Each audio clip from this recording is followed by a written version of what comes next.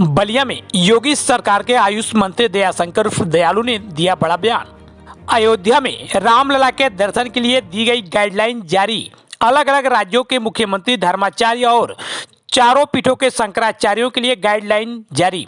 सभी के लिए नंबर अलॉट। अलग अलग राज्यों के धर्माचार्य और मुख्यमंत्री के लिए तिथि और दिन तय हो गए हैं। चारों पीठों के शंकराचार्यों के लिए भी की जाएगी तिथि तय। 22 तारीख को चारों पीठों के शंकराचार्यों का प्राण प्रतिष्ठा में आना उनका निजी फैसला।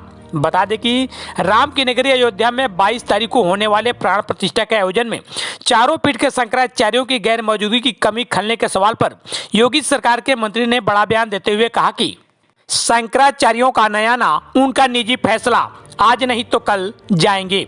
उनके लिए भी एक तिथि तय की जाएगी। सबकी तिथि तय है। अलग अलग राज्यों के मुख्यमंत्री और धर्माचार्य के लिए अलग अलग तिथियां तय की गई हैं। अलग अलग राज्यों के लिए नंबर लगा है। किस राज्य के मुख्यमंत्री कब जाएंगे, राज्यवार नंबर अलॉट किए गए हैं। ये चारों शंकराचार्यों के लिए भी कोई तिथि निर्धारित की जाएगी। तो वहीं दयाशंकर दयालु ने अखिलेश यादव द्वारा निमंत्रण नहीं मिलने के सवाल पर भोजपुरी में तंज कसते हुए कहा कि रोए के रहनी तखिए खुदा गई। अखिलेश यादव नहीं आने का बहाना ढूंढ रहे हैं। वह दिल से चाहेंगे तो स्पीड पोस्ट का एड्स भी उनको दिख जाएगी। तो योगी के मंत्री ने मायावती का इंडिया गठबंधन में शामिल होने से बीजेपी को नुकसान होगा कि नहीं के सवाल पर कहा कि बीजेपी को इनके गठबंधन से कोई फर्क नहीं पड़ता है। आइए सुनाते हैं क्या कहते हैं दयाशंकर दयालु मिश्रा। सर, अखिलेश यादव सर निमंत्रण कह रहा है कि हमें निमंत्रण नहीं मिला है, तो क्या दोबारा कोई बीजेपी का या मुझको नहीं लगता कि किसी विपक्ष के नेता को ऐसा कहने का अधिकार है, इसलिए कि सबको निमंत्रण पत्र भेजे गए हैं। अब न आने का बहाना ढूंढना, पहले कहते थे ना, गांव में कहावत थी कि रो के रहली की अखिए खुदा गई, तो उन लोगों को कोई बहाना चाहिए।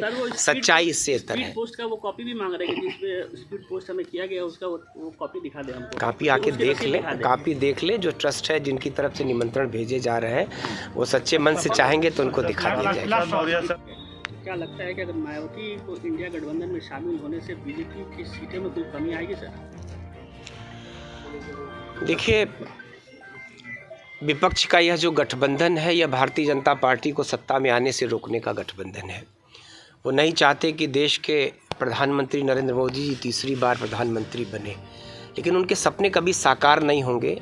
आप देख रहे हैं कैसे देश भारतीय जनता पार्टी के साथ और नरेंद्र मोदी जी की गारंटी के साथ खड़ा है। उनकी गारंटी का जो रथ निकला था पूरे देश में, जिस तरीके से जनमानस ने अपना सहयोग दिया, जिस तरीके से भीड़ उमड़ी है, जिस तरीके से देश नरेंद्र मोदी जी के हर फैसले पर इस देश के प्रधानमंत्री को ही अपनी गारंटी मानता है, और उनके दूर दूर तक उनके पास खड़ा होने की हैसियत में विपक्ष का कोई नेता नहीं है।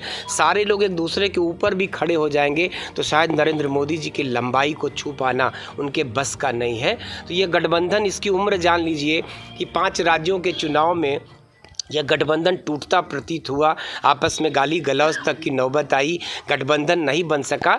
24 अभी दूर है, और 24 के पहले यह गठबंधन कितना कामयाब होगा, यह एका बना रहेगा कि नहीं रहेगा, इसी पर बहुत बड़ा प्रश्न चिन्ह है। सर, मायावती अगर जाती है सर, नुकसान होगा कि नहीं होगा सर? देखिए, बीजेपी के लिए थोड़ा हम होगा रहा सर। भारतीय जनता पार्टी को इन लोगों के गठबंधन से कोई फ़र्क नहीं पड़ता। मैंने आपसे कहा कि भारतीय जनता पार्टी अपनी चाल चल रही है, अपनी राह चल रही है। देश के गरीब, देश के किसान, देश के मजदूर, देश की माताएं बहनें और देश की सर्वाधिक प्रतिष्ठा, देश का जो सम्मान दुनिया में बढ़ा है, नरेंद्र मोदी जी का वो मिशन है, और वो अपने तरीके से वो आगे बढ़ रहे हैं। उस मिशन को रोकने के लिए जितने हथकंडे विपक्ष अपना सकता है वो अपनाता जा रहा है, लेकिन देश तरक्की कर रहा है। दुनिया की 5वीं सबसे बड़ी अर्थव्यवस्था, तीसरी बड़ी अर्थव्यवस्था बनने का ऐलान अभी आपने देखा है कि गुजरात से उन्होंने किया है। तो मुझको लगता है खड़ा है इस निर्णय के साथ। शंकराचार्यों का न जाने की कमी, पूरे आयोजन में कमी, उनकी कमी जो है वो खलेगी सर? नहीं, उनके सब लोग जाएंगे, आज नहीं कल सबकी तिथियां तय हैं।